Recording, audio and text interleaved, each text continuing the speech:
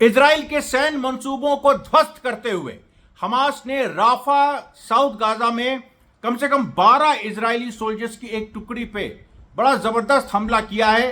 जब से ground offensive ये जो दूसरा ग्राउंड ऑफेंसिव है ये शुरू हुआ है इजराइल का कुछ दिन पहले से, ये सबसे बड़ा हमला माना जा रहा है। और इसमें हेलीकॉप्टर्स सीधे सीधे राफा से जो सरोका हॉस्पिटल है जो कि गाजा और इजराइल बॉर्डर पे है वहां पर हेलीकॉप्टर्स ले जाते हुए दिखाई दिए।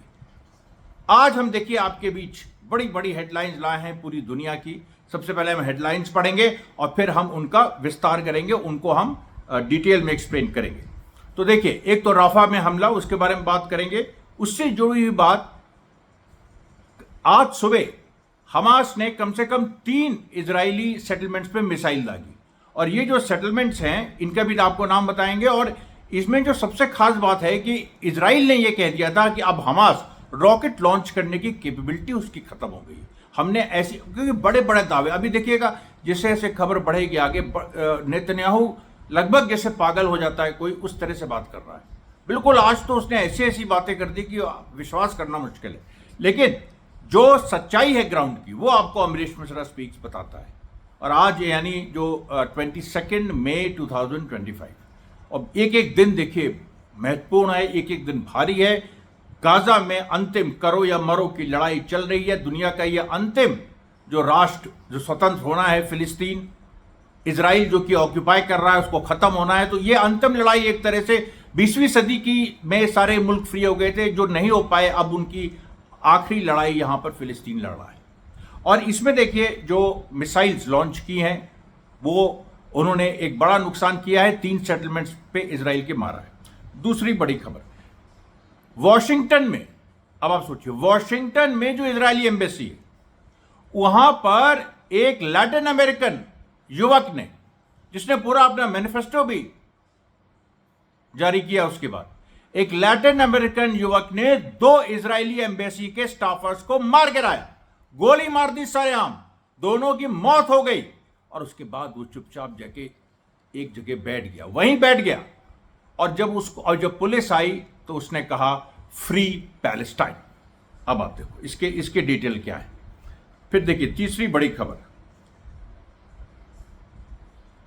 यमन ने 3 हमले आज किए।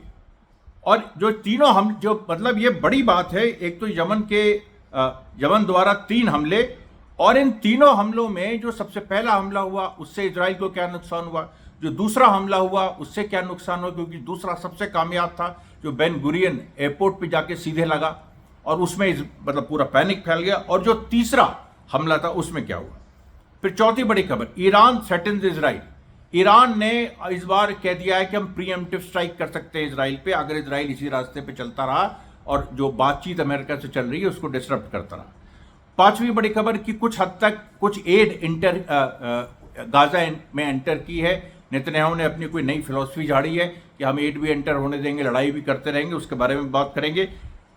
छठी जो बड़ी खबर है कि यूरोपियन यूनियन और इजराइल के बीच झगड़ा बढ़ गया है, क्योंकि जो कल रात को हम जब वीडियो बना चुके थे उसके बाद जो घटना हुई थी कि जेनिन में एक ईयू का, यूरोपियन यूनियन के डेलीगेशन था, उस पर आईडीएफ ने फायर कर दिया और उसकी वजह से बहुत बड़ा बवाल हुआ है। उसके बाद जो 7वीं बड़ी खबर है कि कल्चरल वर्ल्ड से, क्योंकि कल्चरल वर्ल्ड भी पूरा प्रभावित हो रहा है इस जंग से जो गाजा में लड़ी जा रही है। ये मानवता की जंग हो गई। तो अब इसमें जो यूरोविजन, एक बड़ा यूरोप का सिंगिंग कंपटीशन होता है, उसका जो विनर है उसने कहा कि आगे से जो 2026 से होगा यूरोविजन, मैं उम्मीद करता हूं उसमें इजराइल नहीं होगा। अब उसके पीछे भी कंट्रोवर्सी क्या है वो मैं बताता हूं। उसके बाद 8वीं बड़ी खबर कि अफ्रीका में खार्तूम जो कि सूडान का कैपिटल है, उसको सूडानीज गवर्नमेंट की फोर्सेस ने लिबरेट करा लिया है। अभी वो कई सालों तक रैपिड सपोर्ट फोर्सेस जो कि इजराइल और अमेरिका द्वारा बैक्ड है उनके कब्जे में थी। फिर जो 9वीं बड़ी खबर है, हेमेम जो एयरबेस है, जो रशिया का एयरबेस सीरिया में है, और आपको बता चुके हैं वहां करीब 10,000 से ऊपर अलावाइट्स शरण लिए हुए हैं, क्योंकि अलावाइट्स का कत्लेआम एचटीएस और उससे जुड़ी फोर्सेज ने किया था। हेमेम बेस पे आज एचटीएस आतंकियों ने हमला किया और उसमें 2-3 रशियन भी मारे गए, एचटीएस के लोग भी मारे गए, हमला विफल हो गया, उसके बारे में बात करेंगे। 10वीं बड़ी खबर, नॉर्थ कोरिया ने जो रेडियो एक्टिव सुनामीज, जो कि radio active submarines, nuclear submarine छोटी छोटी बनाने की बात की थी 2 साल पहले, वो फिर से रिवाइव कर दी।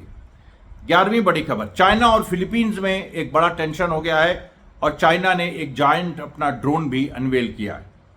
12वीं बड़ी खबर, रशिया ने फिर से यूक्रेन की फोर्सेस को यूक्रेन के अंदर भी और कर्स्क में भी काफ़ी हद तक बहुत नुकसान पहुंचाया है और प्यूटिन जो हैं वो खुद कर्स्क गए, जहां से यूक्रेनियन फोर्सेस लगभग बाहर भगाई जा चुकी है। इन 12 खबरों के साथ और भी 2-3 बड़ी दिलचस्प खबरें हैं, डेवलपमेंट्स हैं, जिनके बारे में हम बात करेंगे। सबसे पहले देखिए कि जो राफा में हुआ, अब राफा में जो हुआ है उसकी जो खासियत यह है कि अभी इजराइल नॉर्थ गाजा पे कॉन्सेंट्रेट कर रहा है। इजराइल का कहना है हम नॉर्थ गाजा में कॉन्सेंट्रेट करेंगे, हम वहां से खाली कराएंगे और हम सारे लोगों को साउथ गाजा भी देंगे। लेकिन साउथ गाजा में पहले से ही हमास दो घटनाएं कर चुका है। परसों हुई थी और आज जो घटना हुई, और परसों बिल्डिंग गिरी थी उसके ऊपर, और उस मतलब ये इजरायली सोल्जर्स के ऊपर जो कि हमास ने ब्लास्ट की थी। और आज 22 मई को जो 2 जगह से घेर के हमास ने मारा है 12 इजरायली सोल्जर्स को। अभी उसमें से कितने घायल हैं, कितने मृत हैं, ये नहीं पता, लेकिन 12 कैजुअलिटीज हुई हैं। देखिए, युद्ध में क्या है, बहुत लोग इसको समझते नहीं हैं। कहते हैं कि इजराइल इतना मार रहा है तो वो ये यहाँ के लोग घायल क्यों होते हैं। घायल उसमें से एक तो इजराइल छुपाता है जो मृतकों की असली संख्या है। दूसरी बात, कैजुअलिटीज होती है। और अभी तक देखिए हमास ने अपनी कैपेबिलिटी से कम 10 गुना ज़्यादा कैजुअलिटीज इन्फ्लिक्ट की है। अब देखिए तो हमास एक गुरेला फोर्स है, उसके पास दिमाग है, उसके पास भी टेक्नोलॉजी अपनी तरह की है, लेकिन इजराइल के सामने तो भाई कुछ अभी टेक्नोलॉजी के मामले में तो नहीं है ना कुछ। लेकिन इजराइल इनोसेंट्स को मार रहा है, उसने 1.5 लाख कैजुअलिटीज कर दी, मतलब 50,000 मृतक, 53,000 मृतक और बाकी घायल। हमास ने भी हजारों में, मतलब कितने हजार इजरायली सोल्जर्स मारे गए हैं, घायल हुए अभी तक नहीं पता, और सिविलियंस भी उसमें जो सेटलर्स है वो मारे गए। तो वो सब चीजें देखी हैं। लेकिन राफा में जो घटना हुई है, जो 12 इजरायली सोल्जर्स को चिन्हित करके मारा है, और बार बार ये 12 फिगर एक आती है। पिछली बार भी 12 इजरायली सोल्जर्स को मारा था अलग अलग इंसिडेंट्स में। तो ये देखिए जो राफा की जो घटना है, ये सबसे इजराइल की एक वीकनेस जाहिर करती है, आईडीएफ की। क्योंकि अगर तुम साउथ गाजा में मजबूत नहीं हो, और नॉर्थ गाजा में तो चलो लड़ाई चल रही है, वो एक अलग एक चीज़ है, आज उसके बारे में भी आपको हम थोड़ा बताएंगे। लेकिन जब तुम साउथ गाजा में मजबूत नहीं हो, तो उधर से जब तुम सोच रहे हो फिलिस्तीनियों को नॉर्थ गाजा से घेर के हम साउथ गाजा में लाएंगे, और फिर साउथ गाजा से, जैसा कि आज नेतन्याहू ने कहा, आज नेतन्याहू ने बड़ी चौंका देने वाली बात कही। आज उसने कहा कि हम केवल अगर हमास सरेंडर भी कर दे तब भी हम युद्ध नहीं रोकेंगे, अगर हमास अपने हथियार भी दे दे तब भी हम युद्ध नहीं रोकेंगे। हम युद्ध रोकेंगे तब जब फिलिस्तीनियों को गाजा से डिस्प्लेस कर देंगे। यानी ट्रंप के प्लान को हम पूरी तरह से जब लागू कर देंगे तब हम इस युद्ध को रोकेंगे। यह अप्रत्याशित है, ये पहले कभी उसने ऐसा नहीं कहा। और ट्रंप खुद ही अपने प्लान के बारे में सीरियस नहीं है, ये पूरी दुनिया जानती है। लेकिन नेतन्याहू ने एक बयान दिया जिसमें उसने कहा कि मेरी ट्रंप से 10 दिन पहले बात हुई थी और उसने कहा था हम इजराइल के साथ हैं। अभी कुछ दिन पहले जेडी वैन से बात हुई थी, तब उसने कहा हम इजराइल के साथ हैं। इस तरह की बातें उसने की। लेकिन ये कह देना कि हम फिलिस्तीनियों को वहां से निकालेंगे ही निकालेंगे, ये तो देखिए सीधे एक बड़ी रीजनल वॉर की तरफ चीजें जा रही हैं। दूसरी तरफ इजराइल इस बात पे अड़ा हुआ है कि ईरान पे हमला करो, उसके बारे में भी बात करेंगे। लेकिन ये देखिए एक कमजोरी क्योंकि इजराइल के सामने निकल के आई। उसके बाद देखिए जो नॉर्थ गाजा में, जैसे मैंने कहा कि जो इवैक्यूएशन ऑर्डर्स जो दिए हैं इजराइल ने फिलिस्तीनियों को कि वो साउथ की तरफ जाएं। अब यहां पर जो अल औदा हॉस्पिटल है नॉर्थ गाजा में, वो लगभग अब तो फंक्शनल नहीं है, तो उसको इजराइल ने घेरा है। इजराइल को लग रहा है कि उसके नीचे हमास की टनल्स है और वहां पर हमास की जो लड़ाके हैं वो बीच बीच में फायर कर रहे हैं, और फायर कर करके वो इजराइल को ऐसे भ्रम में डाले हुए हैं कि वो जो फोर्स है अल औदा को जो घेरे हुए है, मतलब घेरे हुए है, और तेल अल जतार जो कि एरिया है उसको भी घेरे हुए है। वहां पर उनको लग रहा है कि हमास के लोग, अब हमास की ये क्लासिक टैक्टिक्स है कि हमास जो है वो ऐसा आभास कराता है कि हम यहां हैं, और उसके बाद वो लुभाता है और उसके बाद मारता है। ये चीज देखिए जो कि बात बार बार हो रही थी कि इजराइल इतनी सिंपल सी चीज क्यों नहीं समझ पाता, नहीं समझ सकता। आप देखिए बड़ी बड़ी सेना है, जर्मनी को फर्स्ट वर्ल्ड वॉर में देखिए जो हार गई जर्मनी, इतनी बड़ी सेना थी क्योंकि वो कुछ चीज़ें नहीं समझ पाई कि कैसे एलाइज जो हैं वो अपना गेम प्लान बदल रहे हैं, एम्यूनेशन आर्टिलरी को आगे कर रहे हैं, तो वो नहीं समझ पाई। उसी तरीके से वियतनाम में अमेरिका नहीं समझ पाया। सेकेंड वर्ल्ड वॉर में कुछ हद तक जो पहले हिटलर को सक्सेस मिली फ्रांस के खिलाफ, फ्रांस नहीं समझ पाया। बाद में हिटलर नहीं समझ पाया कि स्टालिन ने रशिया में क्या कर दिया। तो ये जो सारी चीज़ें हैं, ये जो युद्ध में जो हार होती है बड़ी बड़ी ताकतों की, तो वो कोई आश्चर्यजनक बात नहीं है। उनको नहीं, वो उसको विपरीत कार्य मतलब विनाश बुद्धि कह लीजिए, उसको कुछ भी कह लीजिए, लेकिन सवाल ये है कि वो एक दिखाई पड़ जाता है शुरू में कि इनसे नहीं हो रहा है, इनसे ना हो पाएगा, मतलब वो पूरी एक सिचुएशन। उसके बाद आज देखिए करीब 87 फिलिस्तीनी सिविलियंस शहीद हुए। आज फिर से पोप, जो नए पोप बने हैं, उन्होंने फिर से आज अपील की कि गाजा में कत्लेआम रुकना चाहिए। और यूरोप ने भी, आगे हम बताएंगे, यूरोप भी एक तरह से वो काफ़ी एक्टिव हुआ है इस मामले में। इजरायली जर्नलिस्ट वगैरह को, इजरायली एम्बेसडर्स को उसने समन किया है। अब हम उस खबर पे, उस घटना पे आते हैं, उस खबर पे आते हैं जब वॉशिंगटन में इजरायली एम्बेसी में एक लैटिन अमेरिकन युवक, जिसका कोई कनेक्शन हमास के साथ नहीं है, वो प्रूव हो गया, वो ऑलरेडी कह दिया अमेरिकन अथॉरिटीज, उसने आराम से जाके इजरायली एम्बेसी के 2 लोगों को मारा, एक महिला एक पुरुष, और मार के उनको जान से मारा, गोली मारी, और उसके बाद वहीं खड़ा रहा, 9 मिनट खड़ा रहा। 9 मिनट लगा। सोचिए आप, इजरायली एम्बेसी में जहां इतनी बड़ी सिक्योरिटी और ये सारी चीजें। अच्छा, ये घटना इजरायली एम्बेसी की नहीं है, ये घटना है जूइश म्यूजियम एक है, उसी के पास है, इजरायली एम्बेसी के वॉशिंगटन में। जूइश म्यूजियम में ये दोनों गए थे, ये जो इजरायली एम्बेसी के स्टाफर्स हैं, एक पुरुष एक महिला, और ये दोनों एंगेज थे, कुछ शादी वगैरह इन लोग की होने वाली थी, तो कुछ डेटिंग वगैरह का भी चक्कर था।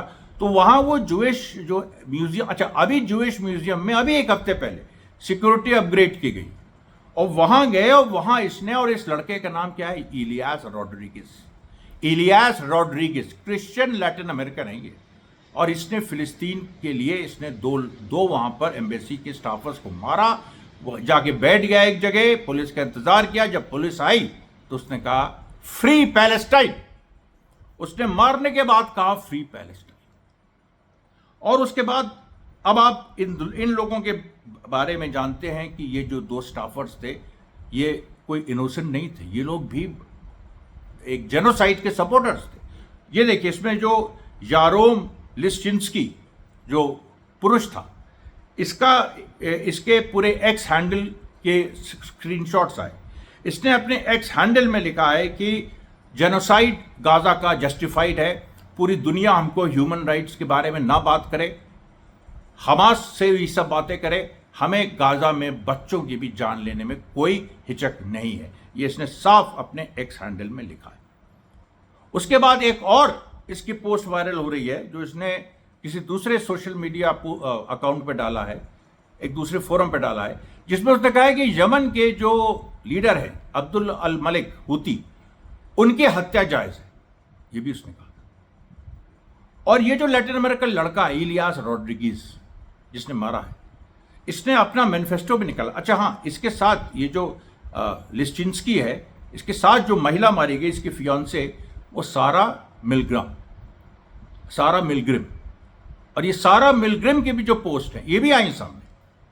इसमें भी सोचिए, अब महिला को देखिए तो आपको कभी विश्वास नहीं होगा, दोनों जवान हैं, दोनों ऐसा लग रहा है कि अच्छे लोग हैं, लेकिन उनके पीछे विचार कितने गंदे हैं। और सारा मिलग्रिम ने भी यही कहा, ऐसी बातें, जेनोसाइडल बातें। और इस लड़के ने हिम्मत दिखाते हुए मारा, और इसने जो मैनिफेस्टो पब्लिश किया है, इसने इस मैनिफेस्टो में साफ, इसने पूरा मैनिफेस्टो पब्लिश किया और अपने को बुशनेल से जोड़ा है। बुशनेल कौन? बुशनेल वो अमेरिकन सिपाही जिसने इजरायली एम्बेसी के सामने, ये तो जूइश म्यूजियम में हुआ जो इजरायली एम्बेसी के पास है, बुशनेल ने पिछले साल, आपको याद होगा, वो अमेरिकन सोल्जर जिसने इजरायली एम्बेसी के सामने आत्मदाह कर लिया था, और ये कहते हुए किया था कि उसने भी फ्री पैलेस्टाइन के नारे लगाए थे, और उसने कहा था गाजा के में जो जेनोसाइड हो रहा है उसके खिलाफ हम ये काम कर रहे हैं।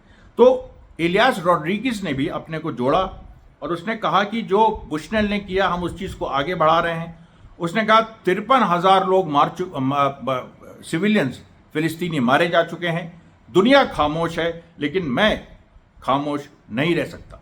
फिर उसने एक लंबी हिस्ट्री में भी गया है कि ये जो यूएस, यूके और उसने सऊदी अरेबिया को भी कहा, इन तीनों ने मिल के काफ़ी दुनिया में तबाही की है। इराक वॉर की भी उसने बात की, कितने लोगों को मार दिया। पूरी दुनिया में इनका जो पूरा एक वो है दबदबा है, उसकी वजह से लाखों मासूम मारे गए, हज़ारों जो युवक हैं उनका फ्यूचर खराब हो गया और पूरी की पूरी जनरेशन 2-3 खराब हो गई। बताइए ये यंग लड़का मेरे ख्याल से 24-25 साल का होगा, इसके आप विचार देखेंगे तो ये कितना मतलब अपने में एक तरह का इसके सॉलिड विचार हैं और ये किस तरीके से उनको आर्टिकुलेट कर रहा है। और उसने ये भी कहा, उसने कहा कि हम लोग अभी तो मैंने किया है, मेरे पीछे इस तरीके से हज़ारों लोग हैं, हज़ारों लड़के हैं जो ये काम कर सकते हैं। इसको लेके इजराइल पागल हो गया, इसको लेके मार एंटीसेमिटिज्म और ये और वो, इसी को लेके जो यूरोप से झगड़ा चल रहा है इजराइल का, जो कि वो जेनिन वाली घटना की वजह से हुआ, उसको लेके सब लोगों ने इस घटना के लिए फ्रांस और ब्रिटेन को जिम्मेदार ठहरा दिया कि तुम लोग जिम्मेदार हो, तुम लोग ने एंटीसेमिटिज्म फैलाया है। एंटीसेमिटिज्म, तुम्हारा एंटीसेमिटिज्म हवा में उड़ गया है, किसी को औकात नहीं तुम्हारी एंटीसेमिटिज्म पे बात कर सको। इजराइल का विरोध एंटीसेमिटिज्म नहीं है, क्योंकि जो ज्यूज़ हैं जो कि ज़ायनिज़्म के खिलाफ हैं, वो भी तुम्हारे खिलाफ है। बार बार उनका आ चुका है कि हमको मत जोड़ो, इजराइल के वजूद से ज्यूज़ के वजूद को मत जोड़ो, ये बेकार की बात है। ज्यूज़ अलग है, इजराइल अलग है।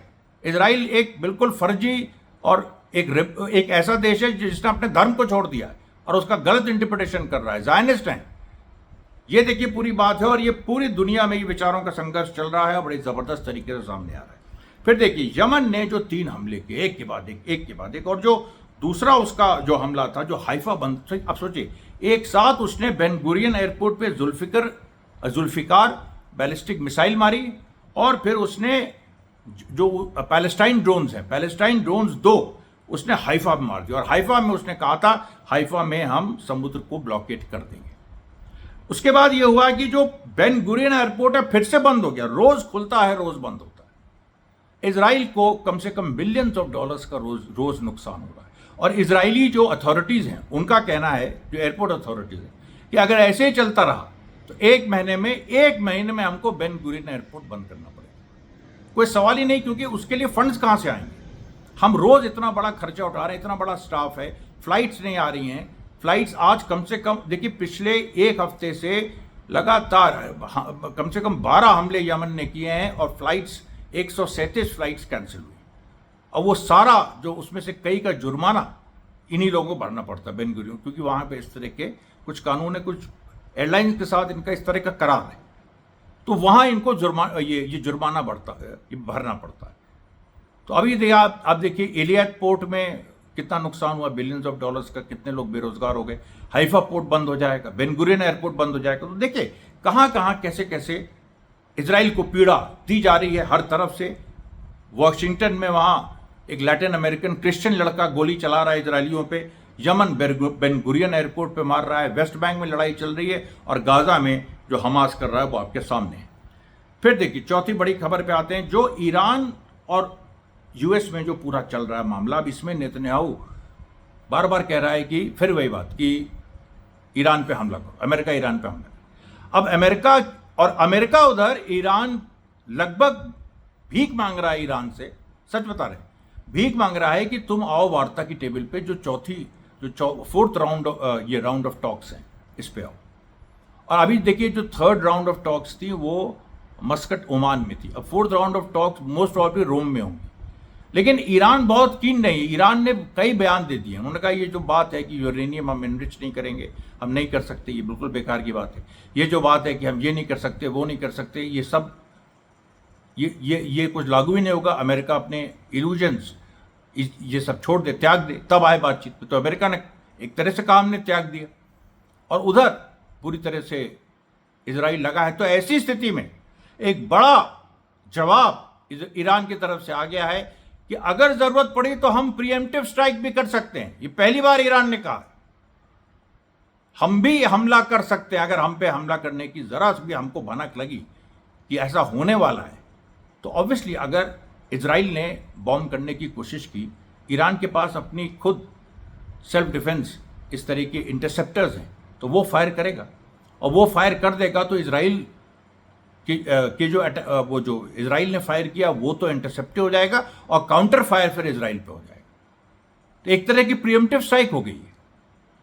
ये देखिए बड़ा डेवलपमेंट है, और इसको लेके जो ईरान के फॉरेन मिनिस्टर अब्बास अराक्ची हैं, उन्होंने इजराइल को रोग रिजीम कहा कि भगोड़ी रिजीम है ये, इसका कोई वजूद नहीं है, ये है ही नहीं, एक कोई सरकारी नहीं है, कोई देशी नहीं है, और पूरी तरह से इसको हम नकारते हैं और इसके खिलाफ हम जवाब देंगे। उसके बाद देखिए जो एड की बात है, आज गाजा में इजराइल ने एक ड्रामा किया, 91 ट्रक्स अलाउ की, 91, जबकि गाजा में 500 ट्रकें रोज 500 ट्रकें कम से कम आनी चाहिए, और उसमें 50 फ्यूल की होनी चाहिए, बाकी मेडिसिन और खाना पीना और बाकी जो ह्यूमैनिटेरियन एड होती है। 91 उन्होंने ट्रक्स अलाउ की। उनको भी जैसे मैंने बताया कि 400 साइट्स हैं एड डिस्ट्रीब्यूशन की, उनको बस 4-5 जगह आने दिया, और उसके बाद जो है बाकी ट्रक्स को रोक दिया, और उसको भी जो एड आई 91 ट्रक्स में उसको भी डिस्ट्रीब्यूट नहीं किया। डिस्ट्रीब्यूट क्या करो, कोई लेने को तैयार नहीं। फिलिस्तीनियों ने रिफ्यूज कर दिया, हमें नहीं चाहिए भीख का, हमें इजराइल से भीख चाहिए नहीं, जाओ, हम भूखे मर जाएंगे, या हम अपने जो हमारे लड़ाके हैं वो जो हमको दे रहे हैं उस पर हम गुजारा कर लेंगे, हम लड़ते रहेंगे, अनवरत लड़ते रहेंगे, तुम बाढ़ में जाओ। तो अब ये देखिए इससे क्या हो रहा है कि पूरी दुनिया में सनसनी हो रही है, वॉशिंगटन में गोली चल रही है, अब दुनिया में कई इरानियन एम्बेसी में कई जगह गोली चलेगी। इजरायली जो एम्बेसीज हैं दुनिया में कई जगह गोली चलेगी। इजरायली कहीं भी सेफ नहीं, ये बात बिल्कुल साबित हो गई आज जो वॉशिंगटन में हुआ उससे। उसके बाद देखिए जो यूरोपियन यूनियन और इजराइल में जो पूरी एक लड़ाई चल रही है, अब ये नूरा कुश्ती भी हो सकती है, लेकिन क्या हुआ कि कल रात को देर रात वहाँ पर आईडीएफ के लोगों ने एक ईयू डेलीगेशन आया हुआ था जेनिन में, देखने क्या स्थिति है, ऐसी उस पर गोली चला दी। अब उसके बाद ब्रिटेन ने इजराइल के एम्बेसडर को समन किया, फ्रांस ने किया, स्पेन ने किया। स्पेन ऑलरेडी कह चुका है कि हम हथियार भी नहीं भेजेंगे, नॉर्वे भी कह चुका है, कई और देश कहने की प्रक्रिया में हैं, स्विट्जरलैंड वगैरह में पूरी बहस चल रही है इसको लेकर, जर्मनी तक में बहस चल रही है जो कि इजराइल का बहुत बड़ा सपोर्टर है। तो ये जो सारी चीज़ें हैं इनको लेके एक बड़ी चीज़ हो रही। उसके बाद एक ग्लोबल कैंपेन चल रहा है प्रोटेक्ट पैलेस्टाइन, और ये ग्लोबल कैंपेन इतना इंपॉर्टेंट है प्रोटेक्ट पैलेस्टाइन, पता क्या है, ये ऑनलाइन चल रहा है अभी, लेकिन इसके पीछे कोई बड़ी ताकतें हैं, क्योंकि इसमें यह डिमांड हो रही है कि गाजा में इनोसेंट सिविलियंस को बचाने का एक ही तरीका है, सशस्त्र हस्तक्षेप, आर्म्ड इंटरवेंशन, यानी एक इंटरनेशनल फोर्स बने हथियारों से जो लैस हो, और वो गाजा जाके इस तरह से जो हो रहा है कत्लेआम इसको रोके। और ऐसा भी हो सकता है, देखिए ये बातें कि अगर देशों ने अपनी सेनाएं नहीं भेजी, जैसे यूगोस्लाविया में भेजी थी वैसे नहीं भेजी, तो जनता भी हथियार लेके आ सकती है, कुछ भी हो सकता है। देखिए इसमें मैं बार बार आपसे कह रहा हूं, जब मैंने सबसे पहले कहा था कि जनता हथियार लेके गाजा पहुंच सकती है, तो लोगों ने मेरा मजाक उड़ाया था, लेकिन उसके बाद अब देखिए स्थितियां कैसे वहां तक पहुंच रही हैं। ऑलरेडी ये सिचुएशन अरब मुल्कों में परिपक्व हो रही है कि वहां की जनता पहुंचे, और यूरोप में आप देखिए गोली चल गई। मैं बार बार उस घटना पे क्यों आ रहा हूं, इसीलिए आ रहा हूं क्योंकि वो इतनी महत्वपूर्ण है कि बताया नहीं जा सकता। अब आप देखिए यूरोविजन, मतलब आप देखिए यूरोविजन एक बड़ा एपॉलिटिकल, नॉन पॉलिटिकल डांस का, गाने का कंपटीशन है। अब उसमें इजराइल इतना पैरानॉइड है कि एक इजरायली कंटेस्टेंट था युवेल रफेल, ये 7 अक्टूबर को भी था नोवा जो जो नोवा फेस्टिवल हो रहा था म्यूजिक, जब हमास ने अटैक किया था। तो ये युवा रफेल को जिताने के लिए इजरायलीज ने वोटिंग रिग की, ये वोटिंग सिस्टम से होता है, वोटिंग रिग की, सब कुछ किया बदमाशी, फिर भी ये सेकंड आया। जो जीता है उसका शॉर्ट फॉर्म जेजे है, ये वियना ऑस्ट्रिया का है, और ये कंपटीशन स्विट्जरलैंड में हो रहा था। उसने जीतते ही कहा, उसने कहा कि 2026 का जो यूरोविजन होगा उसमें हम उम्मीद करते हैं इजराइल पार्टिसिपेंट नहीं होगा। अब इसको लेके देखिए बड़ा एक नया बवाल हो गया। इसको लेके नया बवाल हो गया सब पूरा। अच्छा, उसके साथ साथ देखिए एक और चीज़ हो गई, उसमें जो है कांस फिल्म फेस्टिवल हो रहा है अभी, उसमें एंजेलिना जोली ने गाजा का सवाल उठाया था। अब जूलियन असांज वहां पहुंच गए, क्योंकि ऑस्ट्रेलिया के सिटीजन है और जो विकीलीक्स के फाउंडर हैं, बड़े नाम है, आप जानते हैं। और जूलियन असांज ने एक टी शर्ट पहनी हुई थी, वो अभी क्या है, उन मीडिया से बोल नहीं रहे हैं। वो एक टी शर्ट उन्होंने पहनी थी जिसमें गाजा में जो बच्चों का कत्लेआम हो रहा है उसके बारे में लिखा हुआ था, और कुछ बच्चों के नाम भी लिखे हुए थे। फिर देखिए आप, अब इंग्लैंड एक तरफ इजराइल को अपनी घुड़की वगैरह दे रहा है, दूसरी तरफ एक आयरिश ग्रुप है नी कैप, इसने एक नवंबर 2024 में इंग्लैंड में एक म्यूजिक कॉन्सर्ट किया था जिसमें हिजबुल्लाह का झंडा दिखाया था, नवंबर 2024 में। आज उसको चार्ज किया है, और ये वही ग्रुप है जो नी कैप आयरिश ग्रुप, जिसने FUCK इजराइल नाम से एक गाना भी बनाया था। अब हम लोग देखिए अफ्रीका पे चलते हैं। अफ्रीका में सुदानीज आर्मी में, जैसे मैंने बताया, जो सुदान की सेना है उसने रैपिड सपोर्ट फोर्सेस को खार्तूम से खदेड़ दिया है। पूरे अफ्रीका में जो जंग चल रही है, हर एक देश में चल रही है, और उससे संबंधित आपको मैं बाद में बताने वाला था, लेकिन अभी बता देता हूं। जो रामाफोसा, जो साउथ अफ्रीका के प्रेसिडेंट हैं, वो ट्रंप के यहाँ पहुंचे, और ट्रंप ने अभी पिछले दिन क्या किया था, अभी कुछ देर पहले, जो कुछ वहाँ पर जो वाइट, जो आप जानते हैं साउथ अफ्रीका में अपार्थाइड रिजीम जैसे इजराइल में वैसे वहाँ थी, उसके बाद वाइट सेटलर्स को वहाँ से सत्ता से हटाया गया, लेकिन अभी कई लोग हैं वहाँ, मतलब जो अभी सिटीजन्स हैं उनको राइट्स वगैरह उनकी मतलब बराबर हो गई हैं ब्लैक्स के साथ, लेकिन वो हैं। तो उनमें से कई लोगों को ट्रंप ने बुलाया कि वहाँ उनका नरसंहार हो रहा है। अभी रामाफोसा साउथ अफ्रीका के प्रेसिडेंट ट्रंप के पास गए, तो ट्रंप ने जेलेंस्की टाइप उनके साथ हरकत करने की कोशिश की। जैसे जेलेंस्की को उसने टीवी के सामने सुनाया था, रामाफोसा को उसने सुनाया। उसने एक वीडियो क्लिप दिखाई, ट्रंप ने कहा कि ये देखिए वीडियो क्लिप, इसमें दिख रहा है कि हजारों जो वाइट क्रिश्चियंस हैं उनको मार दिया गया है, उनके ग्रेव्स हैं। तो रामाफोसा ने कहा कि जरा ध्यान से देखो, वो एक मारा गया था, उसका फ्यूनरल प्रोसेशन था, उसमें क्रॉस लेके चल रहे थे कई लोग, सैकड़ों, और उस क्रॉस को वो ट्रंप कह रहा था, जो कि लोग हाथ में पकड़े थे, वो कह रहा था कि वो ग्रेव्स हैं, वो सब वो हैं मतलब वो वहां पर जो है एक तरह से कब्रें हैं वो सब। अब बताओ, अब उसको लेके ट्रंप की बड़ी भद्द हुई, और ट्रंप एक तरह से ये पूरा फेल हो गया। उस तरीके से जो एक बनना चाहिए था, जो ये सोच रहा था, तो वो भी पूरी तरह से ये खत्म हो गया। अब आप देखिए जो यहाँ पर हुआ है, जो रशिया के हेमेम बेस में जो कुछ फोर्सेस ने अटैक किया है, एक तरफ देखिए HTS से अमेरिका हाथ पीछे खींच रहा है, आपको बताया था हमने, आईसिस को आगे बढ़ा रहा है। रशिया में ये रशिया का जो हेमेम बेस है, जहाँ कम से कम 10,000 से ऊपर अलावाइट्स शरण लिए हुए हैं, वहाँ गोली चली, उसमें कम से कम 3 रशियन सोल्जर्स मारे गए, और 300 से ऊपर जो HTS से एफिलिएटेड लोग हैं वो मारे गए। HTS कह रहे हैं हमारे लोग नहीं थे, लेकिन वो HTS से एफिलिएटेड थे, ये भी वो इनकार नहीं कर पा रहा। ये देखिए अब इसको लेके एक राजनीति बड़े ये गरमा रही है।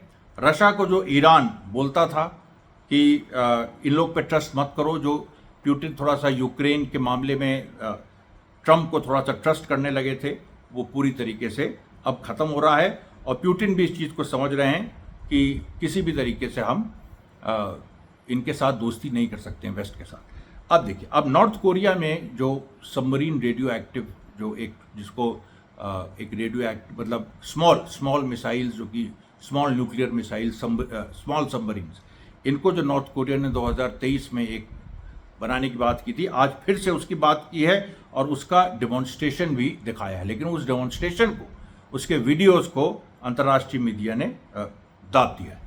फिर चाइना ने देखिए अपना एक बड़ा ज़बरदस्त ड्रोन अनवेल किया है, जिसमें 100 ड्रोन एक साथ छूट सकते हैं, 100 ड्रोन एक साथ छूट सकते हैं। और उसके बाद फिलीपींस को, क्योंकि फिलीपींस जो है वो अमेरिका के साथ है, और फिलीपींस और चाइना पासी में है, एक कुछ आइलैंड्स पे जो फिलीपींस क्लेम कर रहा था अमेरिका के उकसावे पे, चाइना ने जाके अपना झंडा गाड़ दिया कि लो अब तुम हमारा जो उखाड़ना उखाड़ लो। उसके बाद देखिए जो